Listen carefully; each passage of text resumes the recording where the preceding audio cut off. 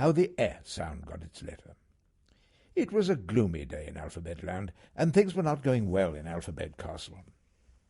Sam sighed. "We've run out of imagination." They were looking for a shape for the sound. All day they'd been drawing and talking, but they could not come up with a letter shape. Lucy and Sam felt glum. "Come on," said the Alphabet King. "Let's go and bake a cake. You two deserve it." The children felt much more cheerful as they got to work baking. They made such a mess in the kitchen, spilling flour and breaking eggs, but even the Alphabet King found it funny. He didn't get cross once. When the cake had cooked and cooled, Lucy found piping bags. She filled them with icing so they could decorate the cake. "I'm going to make curls," said Lucy with excitement. "All I can do is to make lumps," laughed Sam. After a while they stopped and looked at their work. "It needs colour," said Lucy. "I might be able to help," said the Alphabet King. "I'm sure there's some food dye in this kitchen." At last he found some red dye, and they stirred a few drops into the leftover icing. "I'm going to put a red line across the middle," said Lucy. She piped a straight line from one side of the cake to the other. "Now we'll know which side of the cake is yours and which is mine, Sam," she giggled. "Good idea," said Sam. "Why don't you squeeze the red icing round the edge as well?" Lucy had squeezed a line that ran almost right round the cake when the icing ran out. "Oh, no," she said, disappointed. "The bag is empty, and there's still some of the border to do." "Actually, the shape made by the red icing looks like a letter," said Sam. "It could be the shape we've been trying to make for the sound," said Lucy. "We can't have a letter made of cake icing," said the Alphabet King. "Children will just lick it up." "Yummy," said Lucy. The Alphabet King put his head on one side and looked at the cake for a long time. "Maybe you're right," he said. "This is a good shape. The name of the letter is E. I'm going to write it in the book of letters." So they left the cake on the kitchen table, thinking it was safe. The Alphabet King opened the book of letters. He wrote the new letter E, using his red pen because E is a vowel. "Now," said the Alphabet King, "let the magic begin."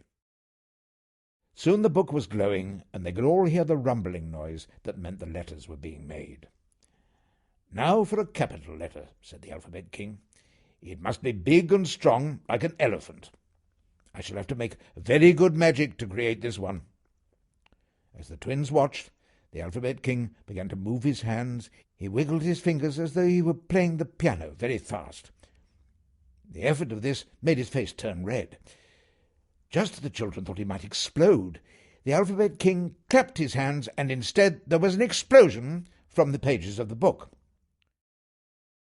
There on the page was a capital E, all ready to start sentences and names. Sam cheered. "Phew," said the Alphabet King. "That took some doing.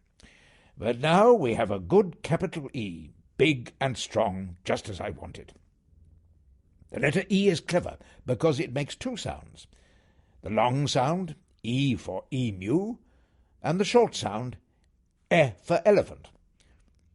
"Shall I ask the royal painter to make a picture of the new letters so they will come alive tomorrow?" asked Lucy. "Please do," said the king, "while we work out how to write this letter, and then we must clear up the kitchen." This time Sam drew the letter E in the air with his magic finger. "Start at the lead-in line and go up and round the loop to make the top of the E. Then the E's tail makes this lead-out line so this letter can hold hands with the next letter."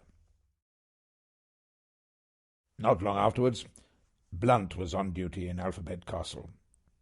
Today he had actually remembered to bring his shield with him. He came into the kitchen looking for something to eat. Seeing the cake with its red icing, he cut himself a large slice. He knew it belonged to someone else, but it was exactly what he wanted. It was delicious. When he'd finished, he was still hungry, so he had another slice. Lovely. As he was eating, Blunt heard the captain of the Pencil Guards calling his name, so he popped the remains of the cake into his mouth, rushed out of the room before anyone could see that he was in the kitchen. When the king and the children returned to the kitchen, they were amazed to see that their cake was missing. "Who ate the cake?" asked Sam angrily. The Alphabet King pointed at the shield sitting on the table. "Blunt!" he shouted at the top of his voice. He was so angry. "How dare anyone in the castle steal cakes?" Blunt would get a really long time out in the dungeon to remind him never to do such a thing again. Sam and Lucy kept quiet until the king got control of his temper, which took some time. The new painting was already in the gallery when the Alphabet King came to see it. "Look at that! The E letters sit on the red carpet in the picture of the castle.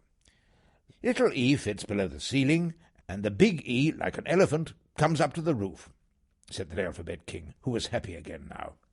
The royal painters sighed with relief. Blunt didn't like time out in the dungeon, especially as he had tummy ache.